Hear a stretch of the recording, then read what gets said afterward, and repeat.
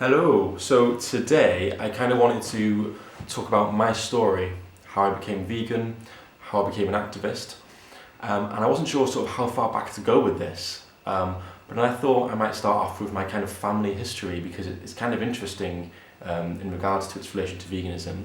So on my father's side, we come from a long line of people who have worked in the meat industry. So my dad was a butcher and now he's a meat inspector. My granddad was a butcher.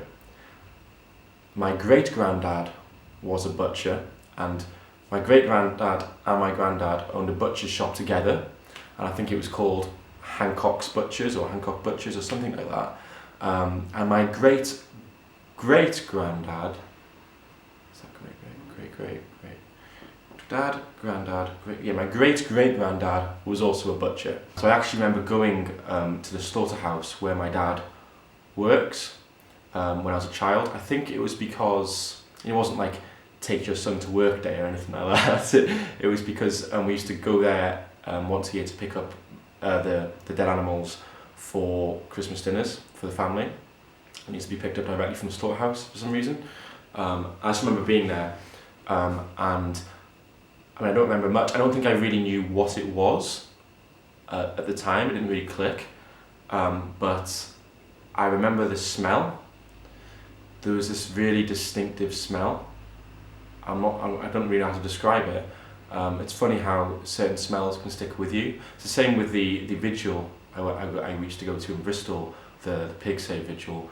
I don't know if anyone's been to pig save, but I feel like it's got this distinctive smell, and it's the kind of smell that sticks with you. So you go home from the pig save, you have a shower and you wash and you change your clothes, and you can still smell it like it's on you. And when I found myself thinking about that save, I could almost smell it, and it was a really uncomfortable kind of smell, but it's hard to describe.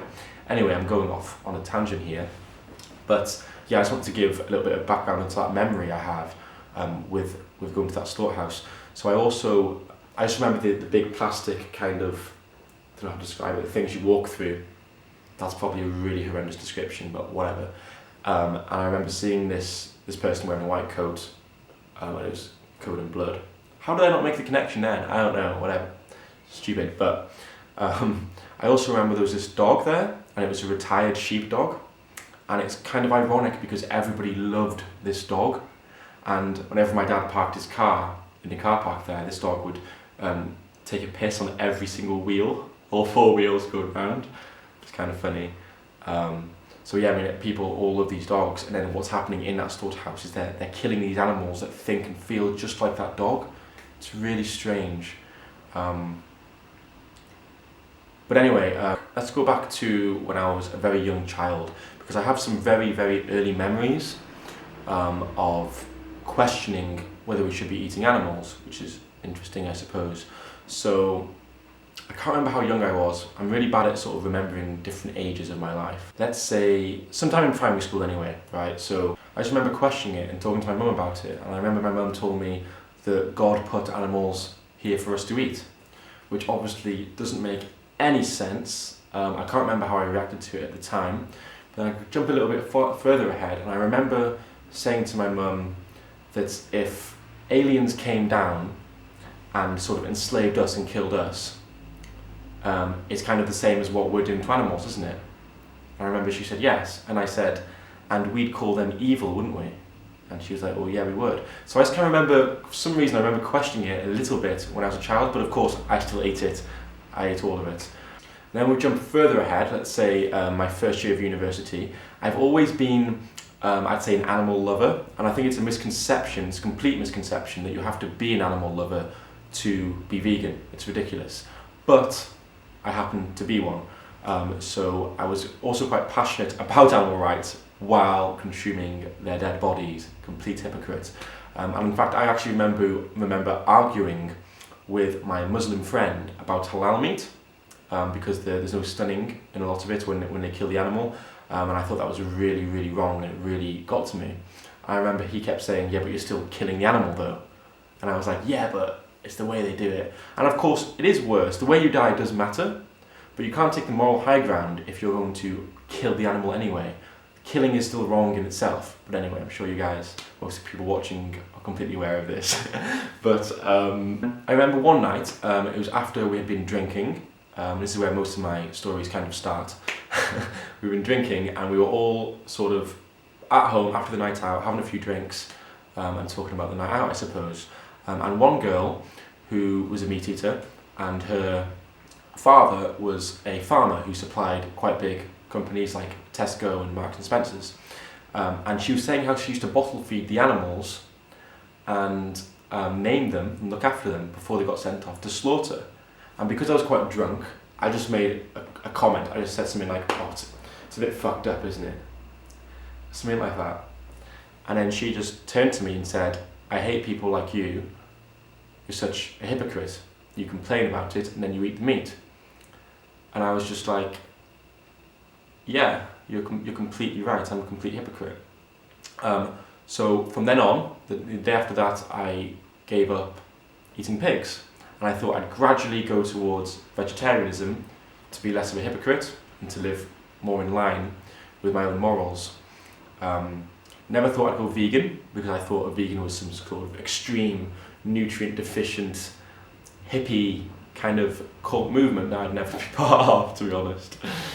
Don't get triggered. So as I was cutting out meat, gradually, I started watching some YouTube videos. And I started watching Earthling Ed's videos and Banana Warrior Princess. I always get confused if it's Banana Warrior Princess or Banana Princess Warrior, but you know what I mean.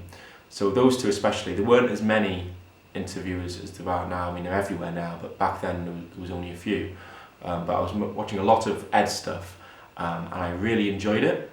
Really enjoyed it. I watched pretty much all of them, street interviews.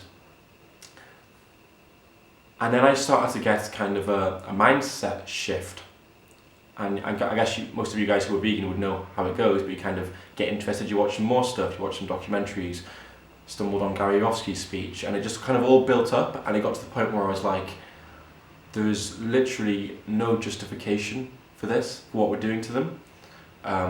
So I was going to gradually go towards veganism. And then it got to the stage where I was going to the supermarket to buy these. I was a vegetarian at this point. I was like, I'm going to gradually go vegan over time. I don't want to do it overnight. It's so extreme, you know. So I was going to get the eggs, and then I was just thinking, I just felt guilt. I just felt so bad I was doing, because I started to consciously do it.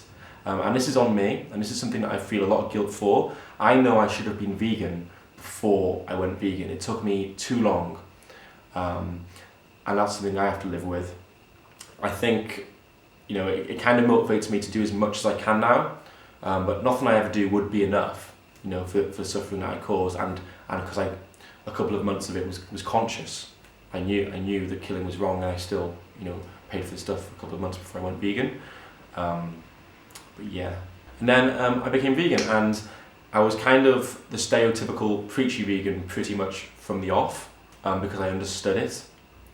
I kind of understood it because I was watching all of the videos and stuff before I went vegan, so I already sort of knew that being an activist was the sort of natural step.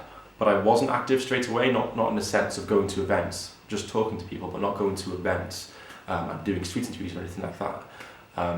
So then for my master's research, I was doing a master's in health psychology, and my dissertation was actually on the motivations of people following a vegan diet, because I was interested in it. And as I was interviewing participants, I was interviewing vegan people, and there was this vegan girl called Lydia who was very much into activism, and she was encouraging me to go to one of the saves, one of the pig vigils they do in Bristol. And so I agreed to go to that. So I went to one. I don't know if anyone's been to a save, but it's quite an intense experience, I suppose.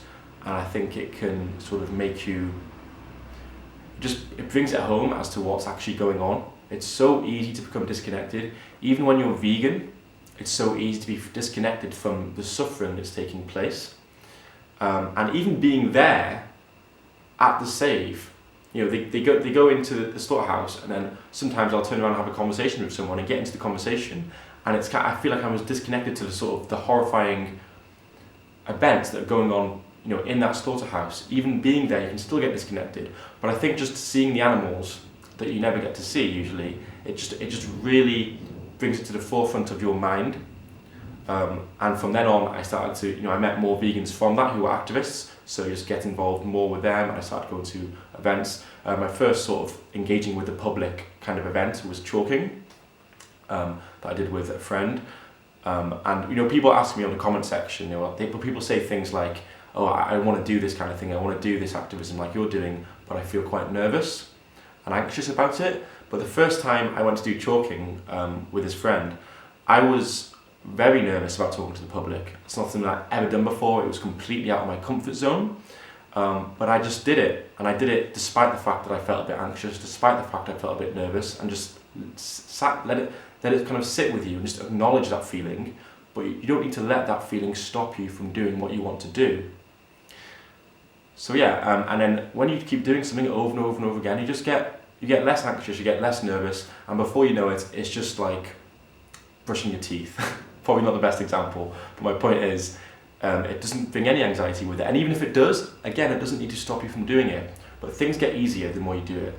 You get better at things with practice, just like everything. So yeah, from then on, I started doing activism. And I always kind of knew from watching Ed's videos, I was like, I feel like this is for me, I feel like I really want to do this myself. But it was just pushing myself out there to go and do it, and some friends encouraged me, and I thought, I'm just gonna do it, and I did it, and now I'm here. So it's amazing how much things can change in like a year. I mean, I've only been vegan for like a year and 5 months or something, and if I think back to what my life was like, 2 years ago, it was completely different. I was probably very much in my own bubble, and not really thinking about how I can have a positive impact on others and have a positive impact on the world. So yeah, it's crazy how things can change. But anyway, I think that's kind of my story up to now. So thanks for listening. I hope you maybe learned something new, maybe you found something interesting, and I'll see you next time.